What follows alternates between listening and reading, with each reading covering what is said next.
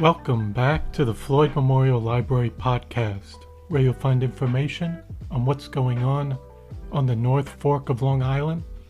We'll be focusing on issues and opportunities going on in the community, as well as people and stories from the present and the past. I'm your host, Christopher Bianchi, and for episode 51, our guest today is Chef John Ross. We spoke with John Ross about his ancestry and his childhood in Canada, as well as in the suburbs of Detroit. Our conversation delved into how he developed an interest in cooking, his journey through various jobs, and eventually his move to the East Coast. From there, he made his way to the South Fork before settling on the North Fork, where he opened his own restaurant in Southold. We also discussed the future of the area. So I hope you enjoy episode 51 with John Ross. This episode was recorded May 7th, 2024. Thank you so much for coming on to the Floyd Memorial Library podcast today. I'm looking forward to chatting with you. Well, thank you for inviting me. Absolutely. So to start off, could you give us a little introduction where you were born and raised? Yes, I can. I was born in Chatham, Ontario, Canada in 1944, and both my parents were from farm families in the area. It's a farming region, and in southern Ontario.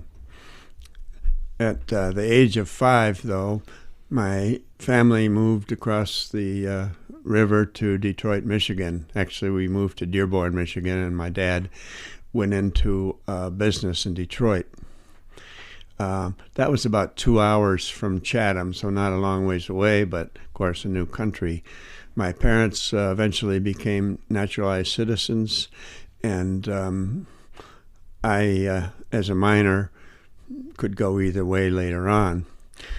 I grew up in Dearborn, Michigan through my high school years, and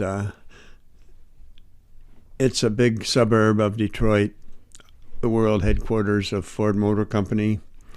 It was never my favorite place, and through those years, though, we went back to Canada very frequently. It was only a 2-hour drive, and for all the holidays and so on, we went to either my grandmother's on the dad's side or my mother's family in southern Ontario. And I've always had a love of Canada, and I feel more connected to it than you might think after having left at 5 years old. I had a pretty nondescript experience in Dearborn through the school system and through high school. I went to Dearborn High School and graduated in 1962. I was a decent student. I was a B student, not spectacular, not terrible. And I didn't have any real strong interests. I was not good enough to make the athletic teams. I was interested in writing and journalism in a fairly early age, and I was the sports editor of our high school newspaper, which was not a very big deal, but that's what I did. However, in 1962, I graduated. I left Dearborn. I knew I wasn't coming back. It was a town that was a company town.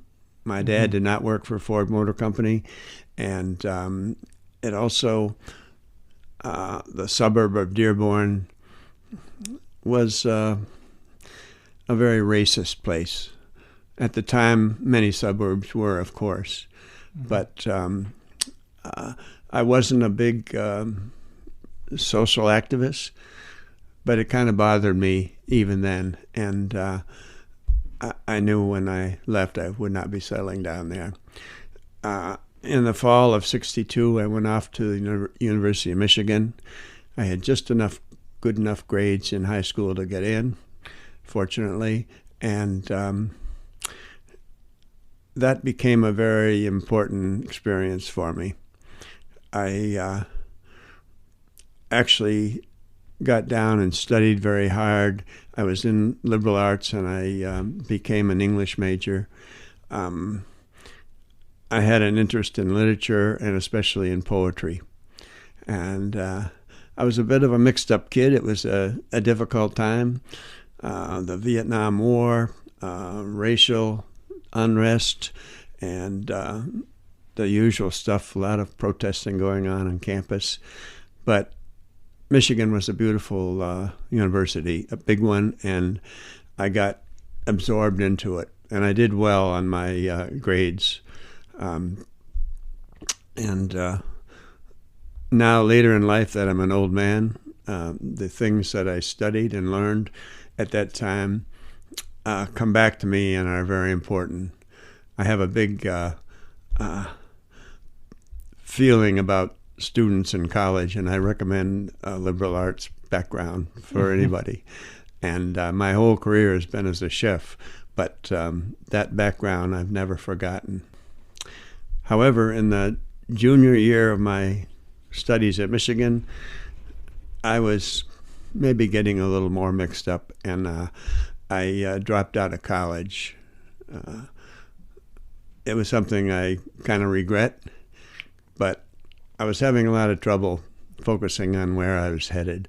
And at that time, I also took my first job in a restaurant, and that was a Howard Johnson's in Ann Arbor. I didn't have any big interest in being a cook or a chef. It was a job, and but I kind of enjoyed it. And in my studies, I didn't know where I was headed. I did not want to become an English teacher. I was getting a little bit mixed up in some of the courses. For instance, I was taking a philosophy course called Post-Kantian Aesthetics. And I said, what the hell is this all about? And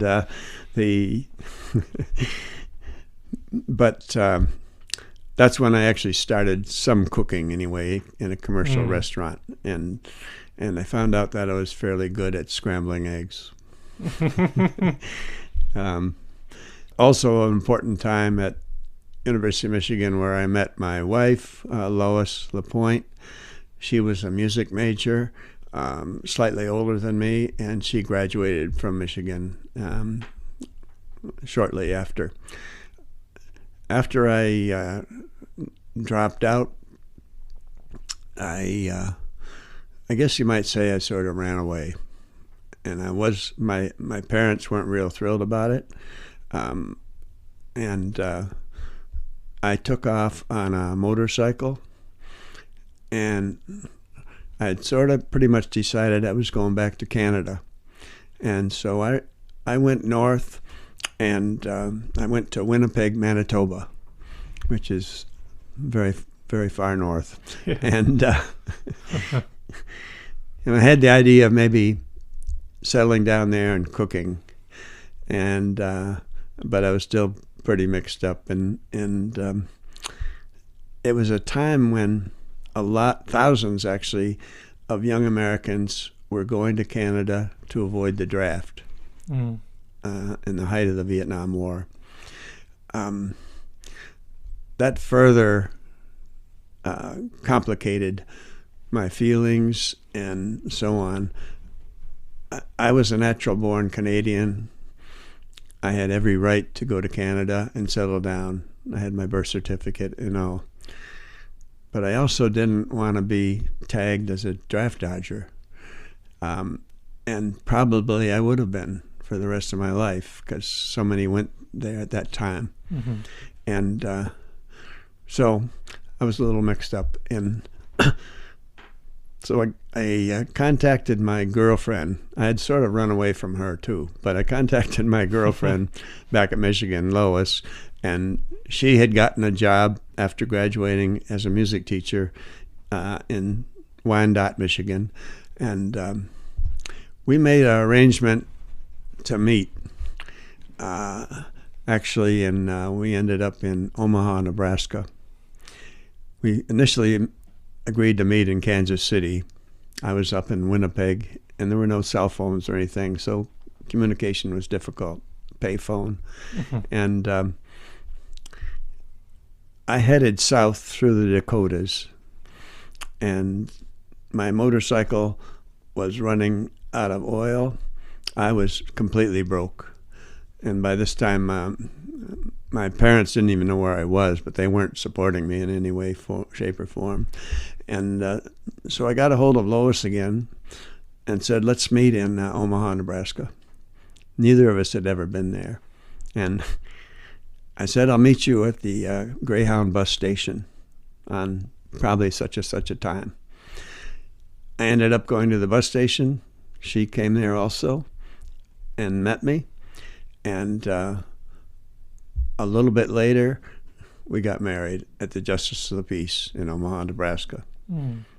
Unlikely place, unlikely time. My wedding was pretty simple.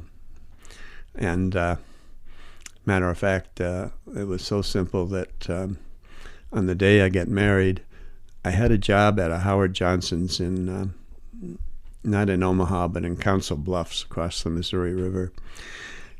And I had to work on the day I got married, or I'd get fired. Wow.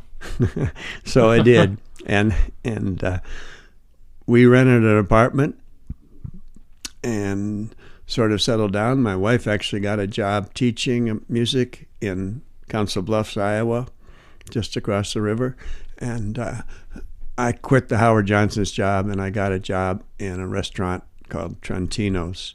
It was an Italian steakhouse, and that was my first serious restaurant experience. Mm-hmm. And I wasn't any big deal there. I was a line cook, and I really enjoyed it. And that's when I started this notion that maybe that's what I want to do for my career. Mm-hmm. And I was working at Trentino's. It was a good restaurant. They did everything from scratch. Omaha had a big Italian community, and they had a number of Italian steakhouses. And the stockyards at that time were in Omaha. They were some of the biggest, maybe the biggest in the United States, of processing beef. And the stockyards were huge. You could smell them all over town. And the experience of Trentino's was very good. It was also a time when, of course, the Vietnam War was raging, and I was on a list to be drafted. I didn't know if I was going to be drafted or not, but I decided I wanted to join the military rather than be drafted, and so I joined the Coast Guard in Omaha. And we had been there about a year, my wife working and me working in this restaurant. I joined the Coast Guard, and that was a very important move because that's how I got to the East Coast. We had never been to the East Coast, never been to New York. And I was sent to a boot camp in Cape May, New Jersey. And after getting out of boot camp, I was assigned to a ship out of New York City, a ship called the Mackinac. It was 311 feet long, and it served what they called ocean stations, which back in those days, they didn't have the technology today of electronic GPS and so on. And these boats went out for 5-week patrols in the Atlantic, all up and down the Atlantic. I spent about a year on that ship. I wanted to get as much experience in food service as I could from the Coast Guard, and I put in for the Coast Guard cooking school. I did some cooking on the ship as a striker, they call it, an apprentice. And but after I got off the ship a year later, I went to the Coast Guard cooking school in Groton, Connecticut. The ship was a harrowing experience and one I would not like to repeat. But on my very first patrol, we went to Guantanamo Bay, Cuba, for exercises with the Navy, for war exercises. on the way there, we were skirting around Hurricane Inez off the Florida Keys, and we got an SOS call right in the middle of the hurricane from a Greek ship that lost its power. So we had to turn right into the hurricane with this ship and go to try to rescue that boat, which we did, and it was a harrowing experience. The winds were probably 80 miles an hour, and the seas were probably 30 feet. And this 300-foot ship, the screws were coming out of the water, and the bow was totally buried under the waves. The waves would break two decks up. That's how rough it was. And we got to that ship, and we put down a small boat somehow and sent some engineers over, and they actually got it going again. And then we went on to Guantanamo Bay and did our exercises and came back to New York. But I did get some cooking experience on the boat, learning how to cook with one hand and hold on with the other on overhead rails. We never went anywhere where it was calm, so it was rough all the time. But after getting off the ship, I went to this 16-week Coast Guard cooking school. It's called Commissary School. And after I got out of that, I became what they called designated cook. I became a third-class petty officer, and that's all I could do now was cook in the service. And I was stationed on a lifeboat station on Long Island, right at the west end of Jones Beach. That was an interesting experience. I spent a year there, and it was a crew of 24 men, and there were 2 cooks, and we split the time and cooked. It was that little experience there that I kind of fell in love with Long Island seafood. We were right on the beach. Our meals weren't too special. I think I did a good job. But the Coast Guard Auxiliary had these clam bakes. Coast Guard Auxiliary did a lot of work in the summer, and people that own yachts and so on would come and help out. And they would have clam bakes on our beach, right on the end of Jones Beach, and cook lobsters and clams and so on. And I really hooked onto that and enjoyed it very much. And so I kind of moved out on the island. Fortunately, during my 4-year Coast Guard career, my wife was able to get a job teaching music. She taught in Plainview, Long Island, and I was very lucky in not being stationed somewhere too far away. So during my time at the lifeboat station, I studied hard on the exams that they had. I got promoted to second-class petty officer, and on a real stroke of luck, I got assigned as an instructor to the commissary school, which had moved from Groton, Connecticut to Governor's Island in the middle of the harbor. And I spent my last almost 2 years there as an instructor. And that was really a good experience. It was a 16-week school, and we had 4 weeks of food theory. We had 4 weeks of baking, 4 weeks of butchering, and 4 weeks of production, where we actually ran a mess. And I was able to teach all those segments, and I had another young guy that was an instructor with me who was a graduate of Culinary Institute. We used a lot of his materials, and I learned an awful lot as a teacher. So by the time I was ready to be discharged in May of 1970, I knew what I wanted. I wanted to be in food service. I also wanted to continue my education, and I was kind of hung up between going to chef school or going to management school. I ended up going to Cornell because I had some good credits from Michigan, and so I was able to transfer and able to get my bachelor's degree.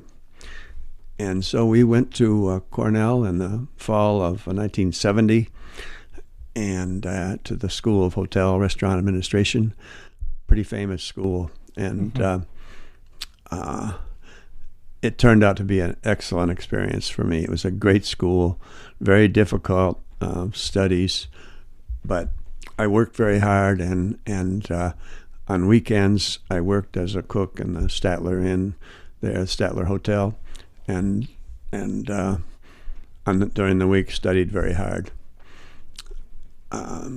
The curriculum was excellent for me. It was a mixture of management courses in accounting and food chemistry and so on, and also food production.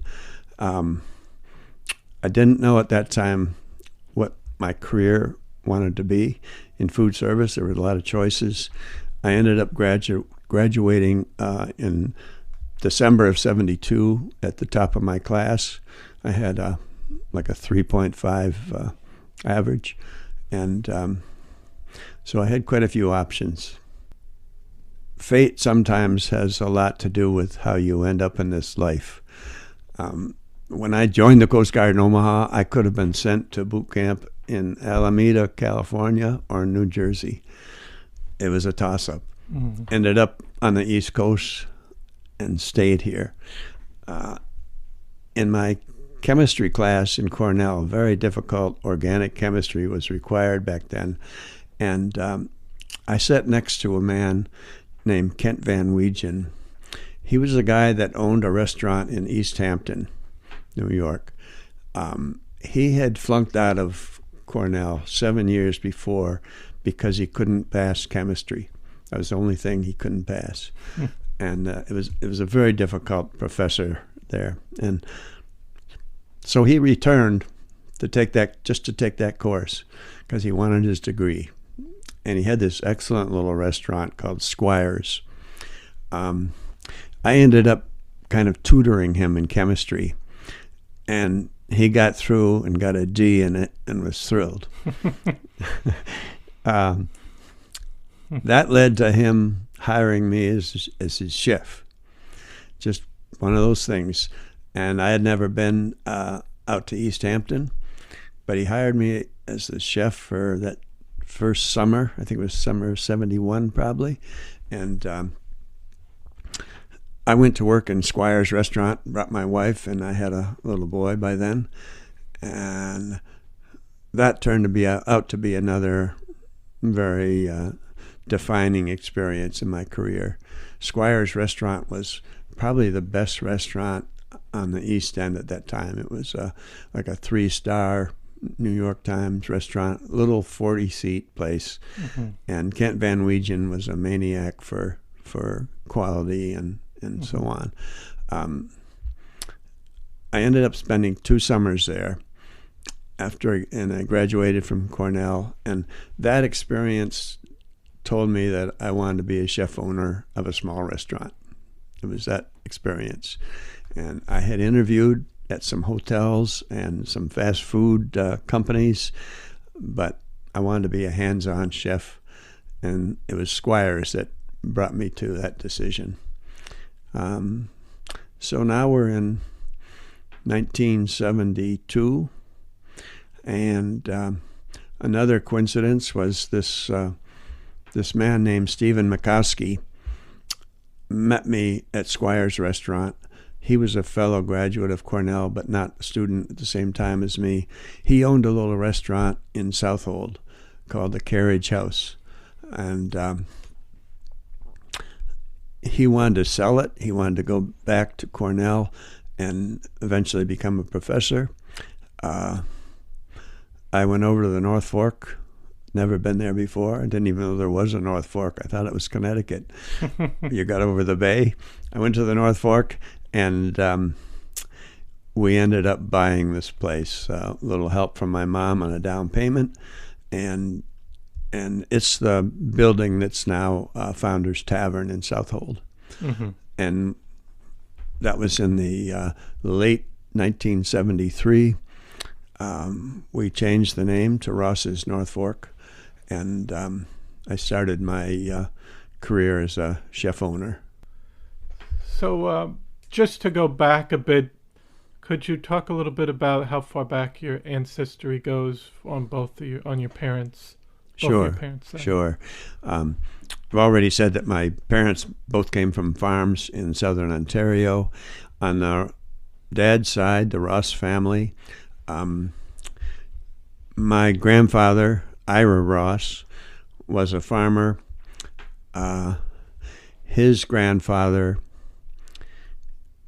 emigrated from Scotland to Canada in the 1800s, and after a period as a wagon driver, he was able to buy this farm on Lake Erie, 130 acres. He married my grandmother and settled down there. That's where my dad was born.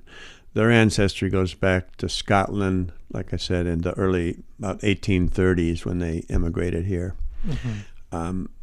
On my mother's side, no, on my dad's side still, my grandmother, Ada, her maiden name was Collett. She was an orphan in London, England. And it was a sort of a sad story when her father died in 1902.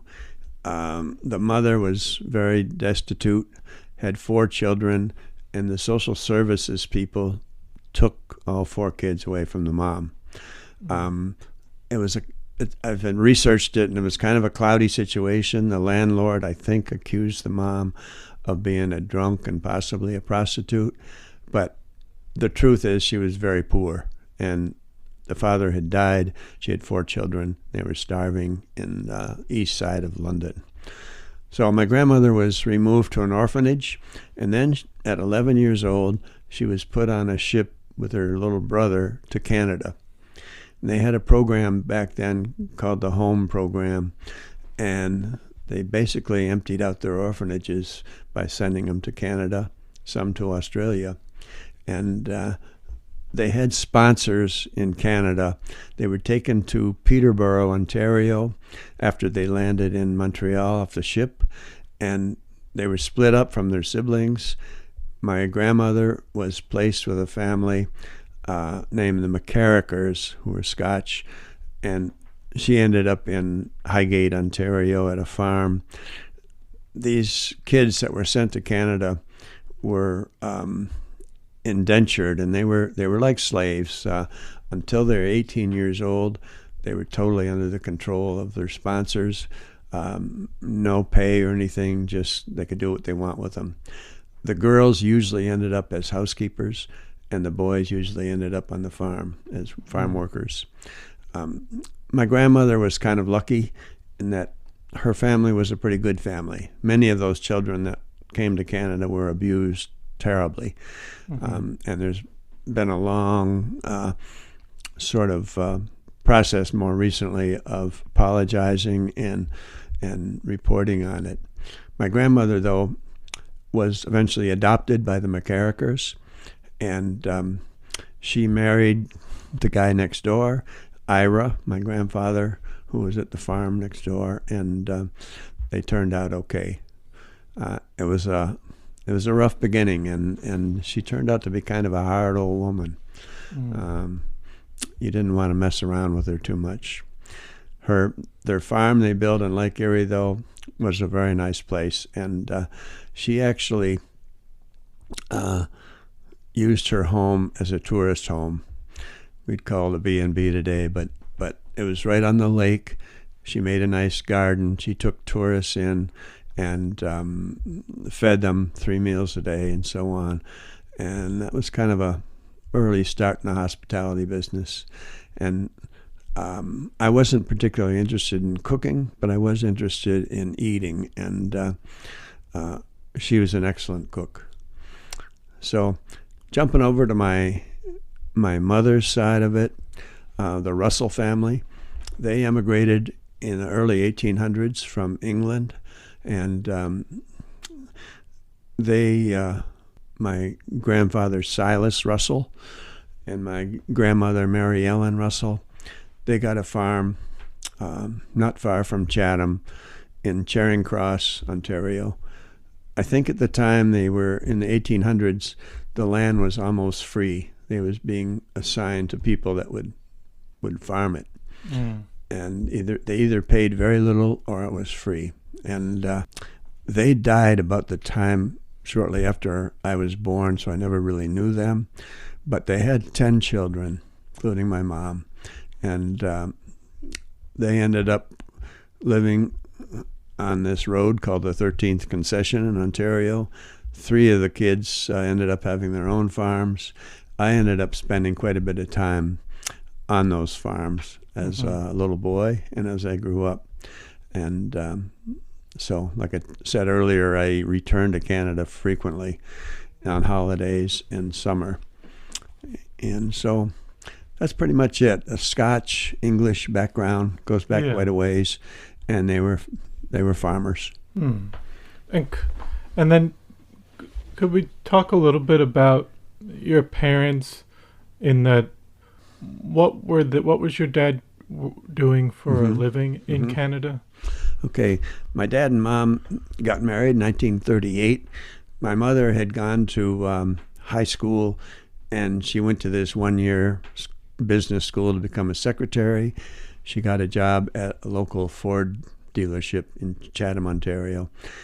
My father went to high school also, and he also went to what they call normal school for a year to become a teacher in a small school. So he taught school for a little while, only about a year or two, and he went to this business college, they called it. It wasn't like a degree granting college, but it was a business school for a year. And he got a job in this rendering plant in Chatham, Ontario. Rendering is handling all the animal byproducts that the butcher can't sell. And it's a big business. It's kind of a dirty business that people don't know much about. But my dad got a job there as an office manager, and then he worked his way up and became the plant manager of a rendering company called Darling and Company in Chatham, Ontario. He worked very hard. He came from a pretty poor family, and they went through the Depression and so on. He started a chicken business on his farm that I think helped the family out a lot. But he finally became the manager of this company. And in 1950, he quit the job along with 2 other managers from the United States, kind of clandestinely. And they bought this old rendering plant in Detroit, Michigan. My dad was a junior partner. He had the least money to invest in it, but his other partners had a little more. They opened up a company called the Wayne Soap Company in Detroit, Michigan. And my dad put every penny he had into it. When we moved to Dearborn, we were very poor and so on. But the company prospered. It did very well, and my dad did very well. They grew up to the point where Wayne Soap Company had 200 employees, and they were picking up bones, grease, fat, and so on from the whole state of Michigan. Their main product was tallow that goes into cosmetics and soap. They sold, their biggest customer was probably Procter & Gamble, and other byproducts, fertilizer, blood meal, bone meal, glycerin, and so on. It was a thriving business. Then, in 1966, a tragic explosion occurred in the factory, and my dad was killed. He was right in the middle of it. He was burnt badly and lasted about a week before he died. That was right when I was 21 years old, 22 maybe, and I had just joined the Coast Guard, and my dad was killed. It was a very emotional thing for me, and I had a relationship through my teens and everything that was okay with my dad, but not not what you would call close. He was a busy businessman, and I was kind of a mixed-up kid. His death was a huge motivation for me. I decided that I was going to not feel sorry for myself, and I was going to make something out of myself. My status at that time wasn't too much to brag about. I was a college dropout. I had just joined the service as an enlisted man, and I didn't have a very good-looking resume. From that time on, I worked very, very hard, and my dad's death was a big motivation for that. And as I look back, I'm very thankful for it. And my grades at my studying in the Coast Guard, I was like top of my class for everything I did. At Cornell, I was the top of my class, and I got this confidence that I needed. And when we finally bought the restaurant, I felt qualified, both skilled as a chef and knowledgeable as a business operator. And I was still a naive kid. I was 29 years old, and we launched Ross's. But that was still, I think even today, it's for someone at 29 to launch their own restaurant. It's pretty impressive. Yeah, I felt ready at that time, and there was a lot of things I did not know, of course, but that experience through the Cornell years and working at Squires in East Hampton gave me a lot of confidence, and I said, well, I can do this. And we struggled during those first 5 years at Ross's. We really struggled, and that was like 70. That was 1973. We opened Ross's late in 73, and we struggled financially, but I knew I was on the right track for my business. And I had made a decision when I opened Ross's. First of all, I was going to be a hands-on chef. And you'll see in the books I've written and so on, the picture of me with the chef's hat and everything. I decided from day one, that's the image I wanted to be. Even though I was a graduate of a management school and so on, I wanted to be a chef. And so that was number one. Number two, I decided I wanted to cook from scratch. It was a time in the 70s when processed food was highly on the rise. It was high-tech stuff. And I went the other direction. The microwave was just invented back then, and lots of frozen things were available, starting to become available.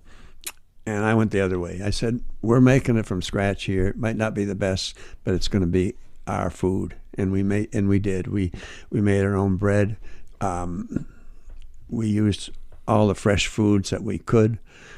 We didn't even have a freezer in the restaurant except for a small one for ice cream. And that's how I got into what later became farm-to-table cooking, the cooking from scratch.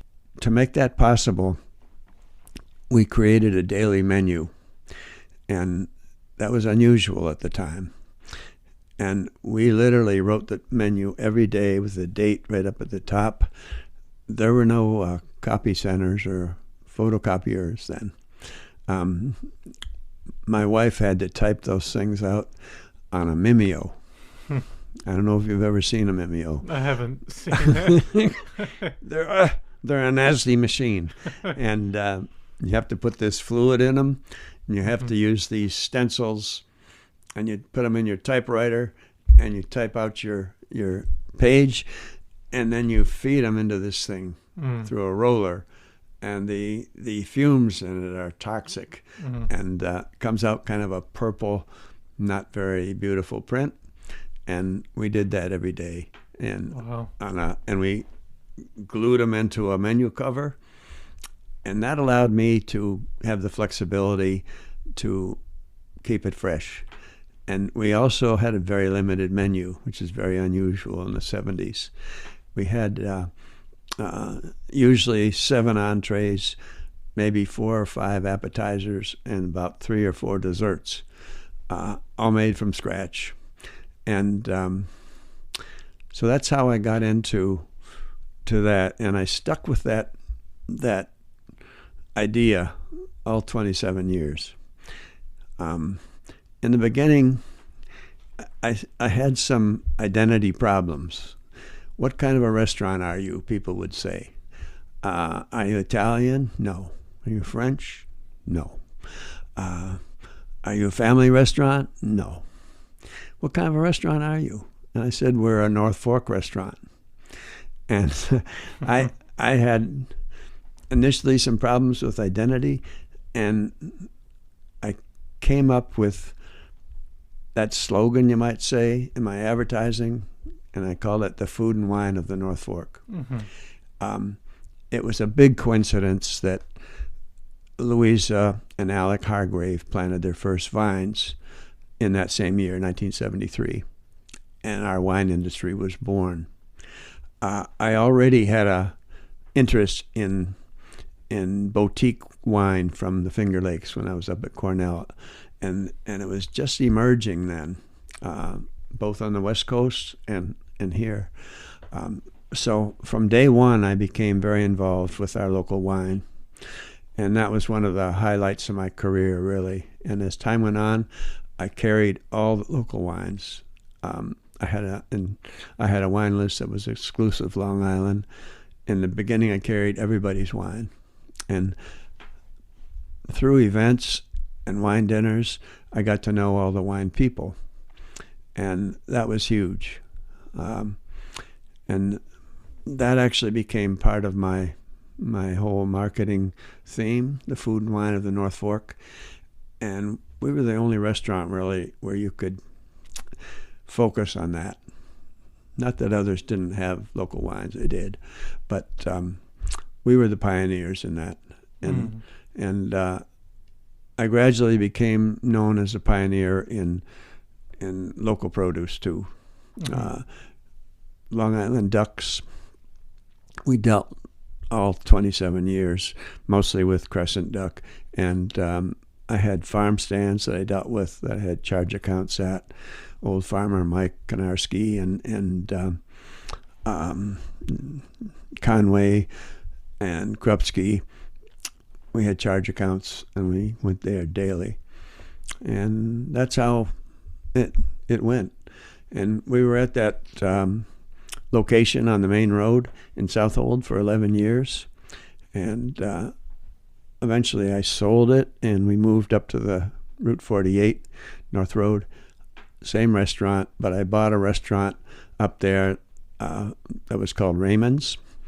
And it was a nicer property, more parking and so on. But it was a rundown restaurant, and I took the money from selling the first place and gutted it out and totally started fresh with a beautiful restaurant, still called Ross's North Fork. And we ended up there for another 17 years. Wow. And finally sold in 2000. Mm-hmm. Yeah. We had a professor, let's just run it through now for a minute, and Donald Hall, and he was kind of the head poet at campus then in 1962, 3 and 4. And he was a pretty famous poet. Mm-hmm. He went on to become Poet Laureate of the U.S. He's written like 25 books and so on. And I didn't deal with him personally, but he brought a lot of poets to Michigan to do readings, pretty famous guys. And I got involved with going to a bunch of these readings. And that was the first thing I kind of got passionately into. And that was as a freshman and a sophomore in college, and had nothing to do with food service and so on. I didn't have an early food service career. I'd say my very first job was 19 years old. At Howard Johnson's. Howard Johnson. Yep. And but once I latched on to food service, I did it every day for the next 60 years. I mean, yeah. There was no equivocating. After that job at Trentino's and joining the Coast Guard, I was focused on being a cook and food service guy for for the next rest of my life. What were you? I was curious with Trentino's. What were you? You were a line cook. Line cook. Well, what kind of? I was just curious. What kind of dishes were? Okay, it was an Italian steakhouse. Their main entree was a top butt sirloin steak, and all the restaurants had them. Funny, a top butt sirloin steak at dinner would be served with a side of spaghetti or a side of Omaha hash browns. You had your choice. The spaghetti would come with marinara sauce. Yeah. But this place did other entrees, chicken Sicilian. They also did pizzas, but that was, I think, takeout only, probably. It was a very busy restaurant. At lunch, they had a businessman's lunch. It was kind of in downtown Omaha, and it was so busy that they had these luncheon steaks, and by the way, the luncheon price was about $1.75, and wow. They had about 200 people for lunch, and we would have to cook these steaks a little bit ahead of time. We'd start them and put piles of like rare, medium rare, so that we could crank them out quickly enough. Wow. Dinner steak was a little bigger steak, top butt sirloin, and I think the price was probably $3.75 for dinner, and if that, probably $3.50, something like that. That's amazing. Well, if you look in that book that I gave you, yes. There's a menu, my first menu. Flip through about 3/4 of the way through, you'll see a menu, an old yellow menu. This one? Yeah, that's one of the daily menus I was telling you about. And that was 1974. Yep. You can check the prices and so on, but that's how we started. And it was simple stuff, but it was quality. Mm. Duck, lobster. Roasted, crisp, Long Island duck. Yep. Branded cherry sauce. Yep. How much was it? $5.95. Yeah.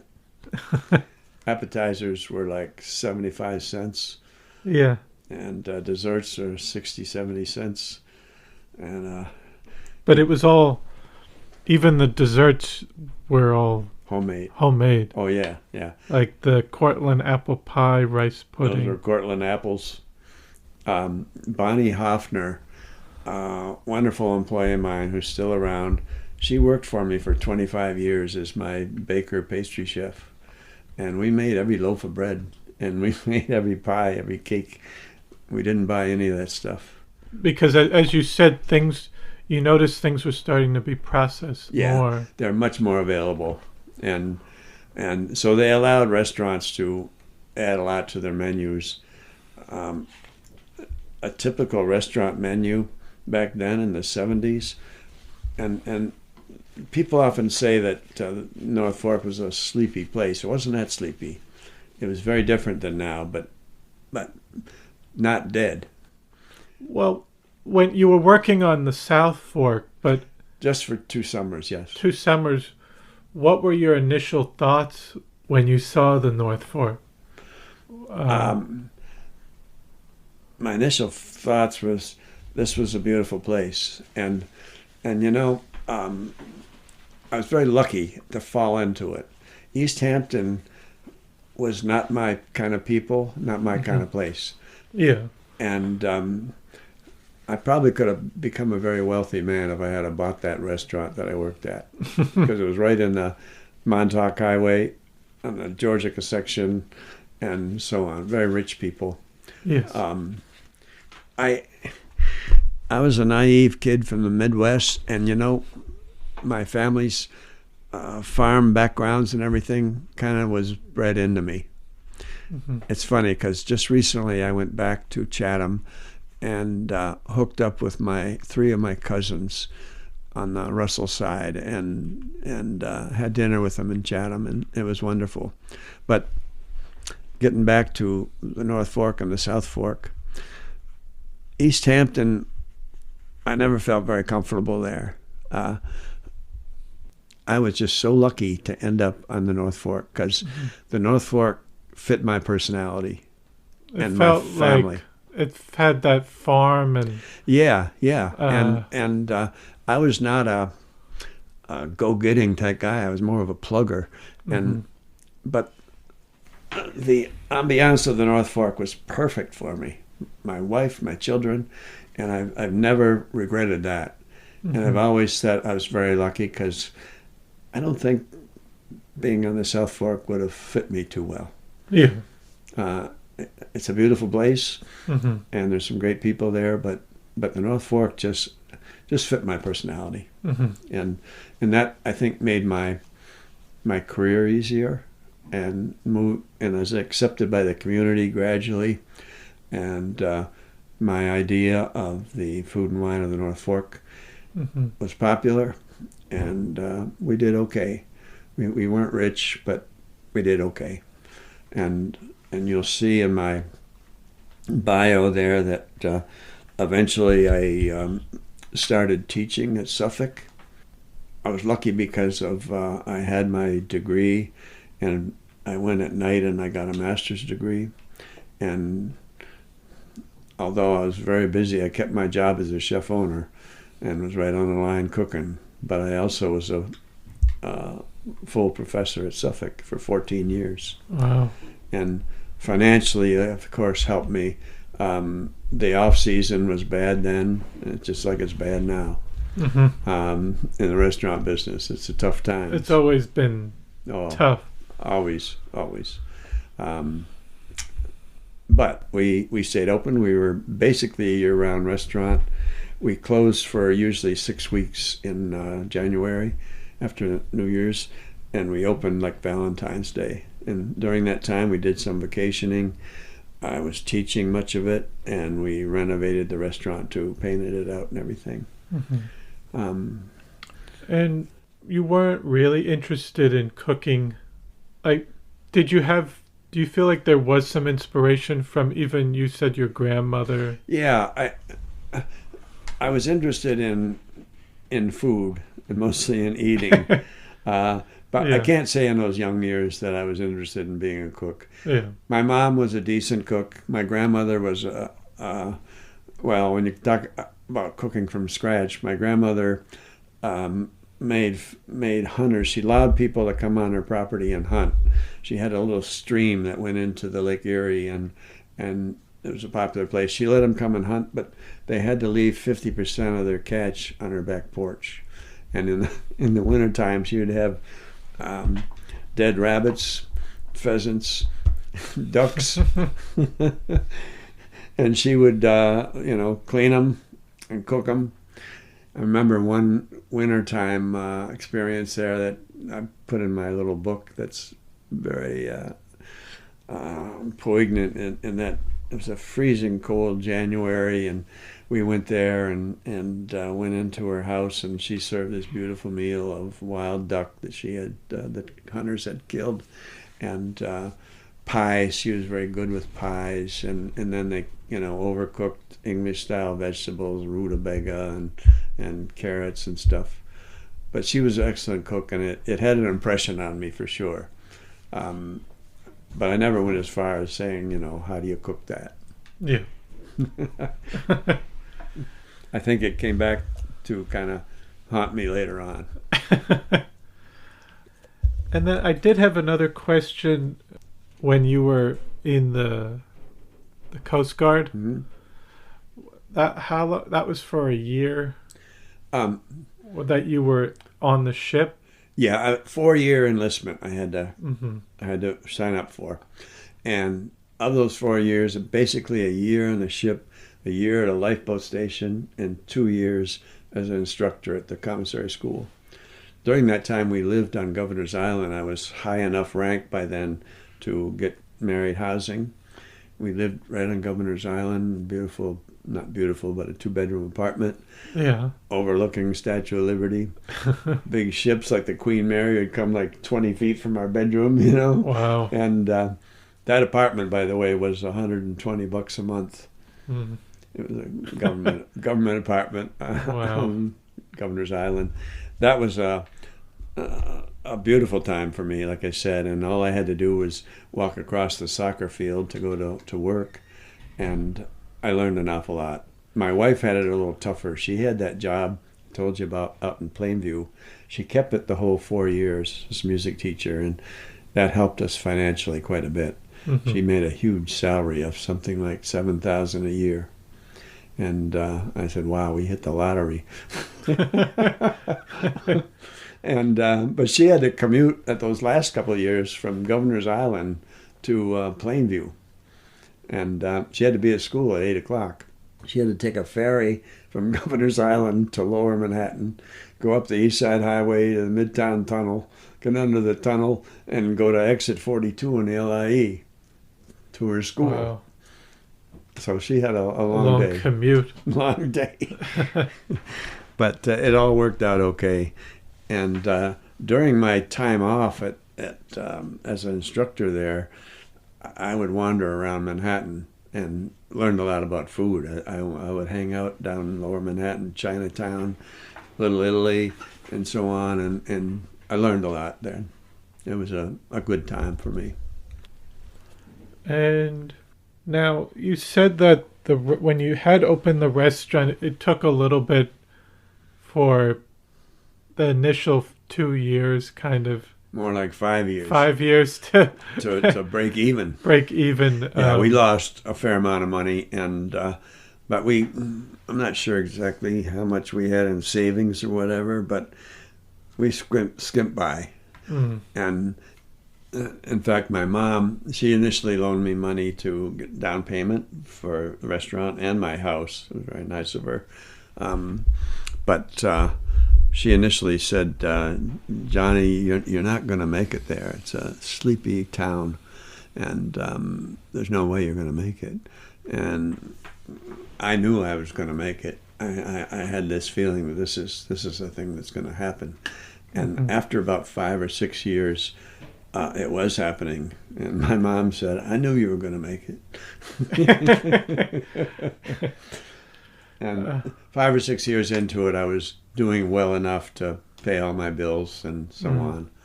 And still, tough grind. Yeah. I was curious because you wrote a book, The Food and Wine of the North Fork of Long Island, but you discussed some of the restaurants in there. When you first came out here, what were kind of some of the restaurants that... The library, it should have that book. Yes, we have that. Publisher, this woman, this Maple Hill Press in Huntington, small publisher, she said, you can't call it that. He says, you can't link up death and food and so on. But my idea was I wanted to kind of honor the fellow restaurateurs. And so I went around and I took pictures of virtually every restaurant on the North Fork. And then I started writing underneath it its various incantations, or if it had been sold in something earlier, or maybe it was just the same place. And that became half the book. And it became very popular.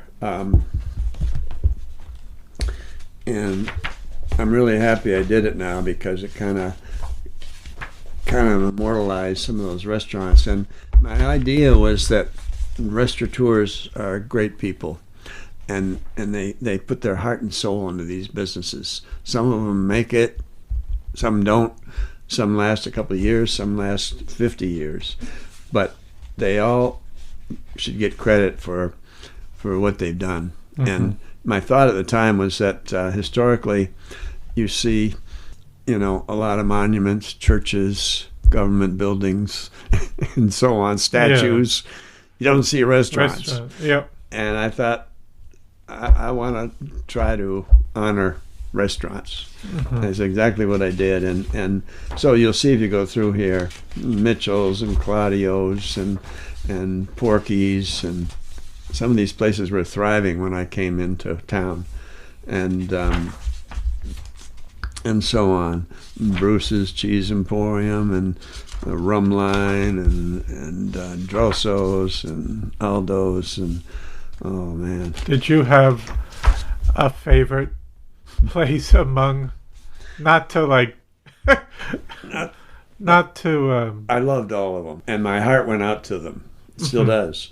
And at that time, when I still owned my restaurant, I had, competitors like La Gazelle and Bonnie's by the Bay that became legends, and number of places. A bunch of them came and gone. But when I finally sold my place, I said, I got to honor these places, and that's what Restaurant Graveyard. And then the first half of this book is from all the recipes at my restaurant. And Bonnie, my pastry chef, kept notebooks for me, and that helped a lot. And so that's where the recipes come from. This book became quite popular. I only have like half a dozen copies of it now, but I think we sold about probably 6,000 of them. wow. And that Restaurant Graveyard section, I think, was very popular. Yeah, kind of And now, almost archiving yeah, the restaurants that have been if you here. want to see what some place used to be, I mean, God, Portobello, Phil's Sports Bar, Billy's Bistro, Catch of the Day, Grins, Brian's Song, Terrace East, those are all the same building. Yeah. So yeah, that was, I enjoyed doing that. That was after I sold my restaurant. I had a little bit of free time, and I think I've always enjoyed writing to a certain extent, and it gave me an outlet to do that. And I got some help from this publisher, Maple Hill Press. That was a big help. Yeah. And we sold it. So. And looking at the menu, I was curious about the Long Island duck, because Long Island was definitely known for that, really big time. Bringing that all over the country. Yes. But was it still pretty popular in the 70s? Yeah, the big duck farms were disappearing about that time. And as you know, we now have Crescent in Akabog. Maybe we have Jergowitz, although it's not. Their duck production, I think, is in Pennsylvania. But at that time, we had a half a dozen probably duck farms, and but Crescent is the one I dealt with most of my whole career. The Corwin family, and they're still a thriving business. It's not like they're dying or something, but the North Fork became a tough spot to have a duck farm on. Environmental problems and just the crush of population. Even the potato farms kind of disappearing. Yeah, the potato and cauliflower, when I came to town, were still active, but they were disappearing.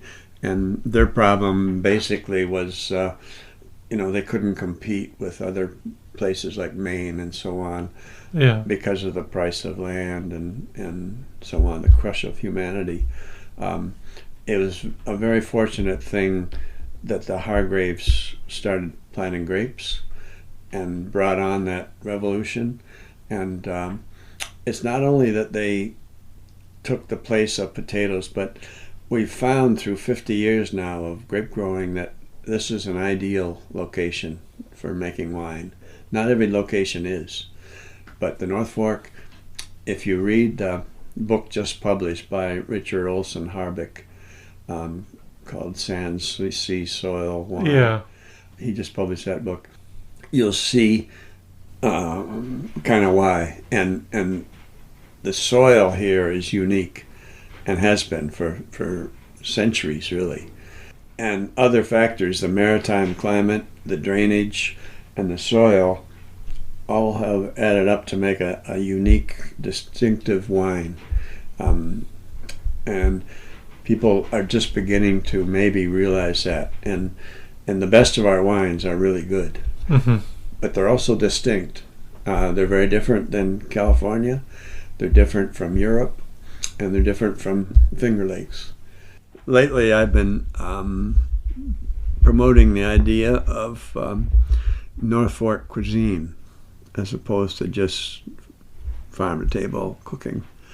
And I believe, thanks much to the wine business, that we do have a distinct cuisine here.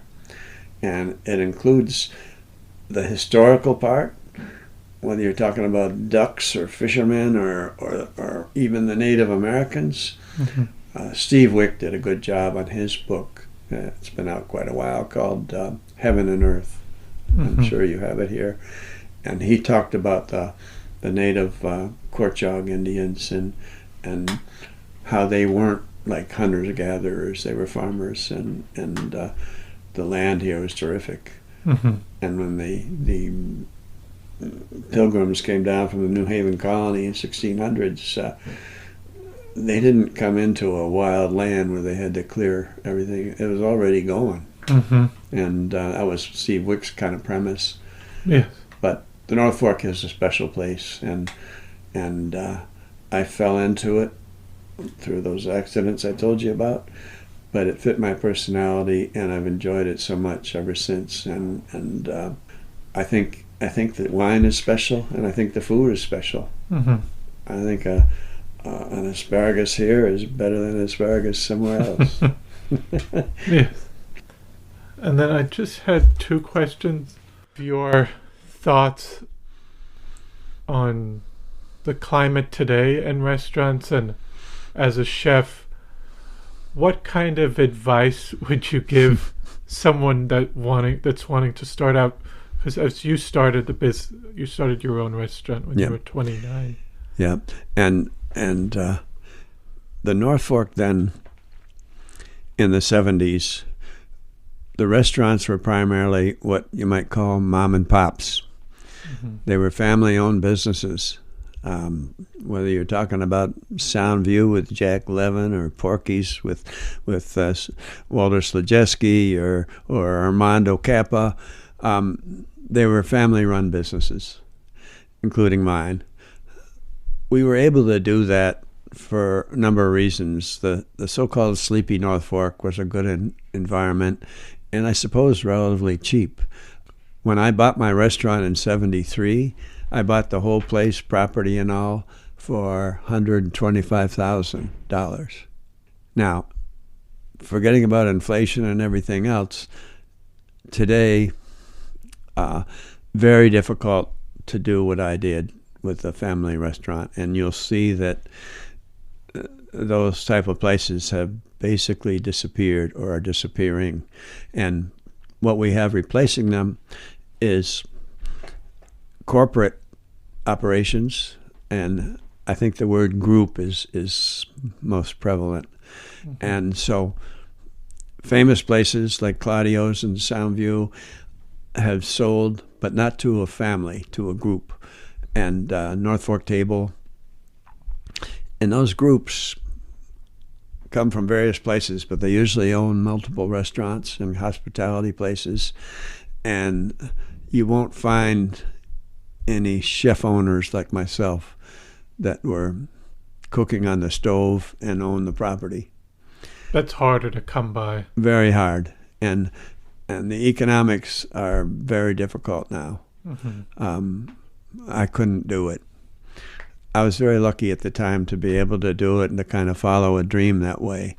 And through my 27 years, I never wanted to expand into another restaurant. I never wanted to become a corporate manager. I just wanted to cook at my own place, and I love my clientele. And financially, I was happy if we could just, do okay. And with my other job, my teaching, that helped out, and we made it okay. And after I sold Ross's in 2000, I wrote eventually 3 books and some pamphlets, and I was a columnist for Suffolk Times for 10 years. I enjoy doing that. Of course, you don't get paid much, but it kept me involved in food. Mm-hmm. I enjoyed that a lot, and I also just fell into a job as a manager of North Fork Country Club. I was interested in golf through my career. I didn't play a lot, but I liked it. And through an accident of fate, They fired their manager. They asked me if I wanted to do it, and I did. This was in my old age, and I ended up there for 7 years. And it was a good job. I'm glad I didn't have a career there, but I was involved with their food service, although I wasn't the chef. And I finally hung up everything when I was 71 years old. That's when I would say I retired. Now I cook for my family and friends.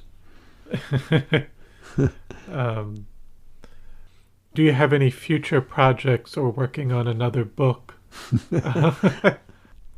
At the moment, no. And I wrote this short book that you have behind you there called Chef John Ross Celebrates 50 Years in the North Fork. I wrote that because of the celebrations, and I was honored at a couple of them. Actually, I only meant to publish a few copies of that for my family, but Russ McCall down at McCall Vineyards said he wanted to buy 500 of them. And so because of that, I had more of them produced. And it's not a big deal, but my wife calls that my obituary, but really you'll see there's some poetry in it from my early days and more currently, and also a biography there and some of my early years. In terms of looking to the future, obviously from your time in the 70s here and now things have changed on the North Fork, but They sure have. yes. What do you hope for the future of the North Fork and its community? I think it's going to be okay. It's certainly way different than the 70s, but thanks to lots of efforts of preservation of our rural character, and much credit goes to the wine people, I think that character is going to remain. And the place is kind of, some people think it's becoming another Hamptons. We have many more second homeowners. Never had that many in the old days. I think that's a big change. That's not necessarily a good change. The fact that we've been discovered and the property values are very high, that's good and bad. It's good in that we have a beautiful neighborhood. It's not so good in that the rural character gets changing. So my feeling, though, is that this place has been great for years and it's going to continue. Of course, it's changing with the times, and we've got lots of challenges, climate change, population crunch, and so on. But you drive down the main road, it's still a beautiful place. And I'm just so happy to have spent my time here. As I approach my 80th birthday, I'm enjoying it. Yes. I enjoy cooking at home a lot. I cook every day, and I have friends that come, and they enjoy eating my food. Yes. And I don't like great big parties. I like small parties. Yeah, it's where you don't have to cook you can cook something for a small enough group of people. I have a table that seats like 8. I have a nice screened-in porch for the summer that has a nice table for maybe 10. And that about 10 or 12 people is the maximum I enjoy, because I can do some serious cooking. Yes. And if it's more like 25 people, then there's lots of problems that come up. I have a fairly big family growing. I have 9 grandchildren, and I have 3 kids that are spread out, and they enjoy the North Fork. They love it, and they enjoy my food too. My daughter has settled in Germany. She married a winemaker, and they're very involved in food and wine. My oldest son, settled in Scottsdale, Arizona. He's a software engineer, so he doesn't do much with food, but he loves to eat. And my young son is fairly local, lives in Manorville, and he's a corporate lawyer in the city. So Yeah. they each have 3 children. Yes. And they like to come out and eat. I think just in terms of your cooking over time as a skill, but a love as a cook and a chef, you still are able to do it now and love enjoying it, and I think it's something that is important for people to even learn some essentials to how to cook for themselves. And I think cooking, especially cooking from scratch, is therapy, and it's a wonderful thing. And the family meal is kind of a dying institution due to a whole bunch of reasons. And I think people that focus on having meals and also focus on the seasonal things available on the North Fork. Right now, you should be cooking asparagus. Just hit the stands. You should be using horseradish. You should be using spinach. Those things are popping up on the stands. And what you should do is go buy those things that are just coming out, take them home, and then figure out what to do with them. Don't write down a recipe from somewhere and say, I got to find these ingredients. Get the ingredients and then figure out how to cook them. yes, And if you do that as a home cook, you go through the whole season, and it's wonderful. And whether it's peaches in season or strawberries or whatever, and that's what I do now. And buy local in season. yes, very much so. And you'll see as the season gets into its height in the summer, the farm stands are loaded with stuff, and you can have some wonderful meals. Yes.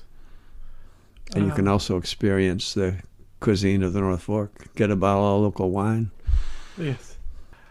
And then was there I asked everyone, is there anything else you'd like to say or discuss that we haven't talked about?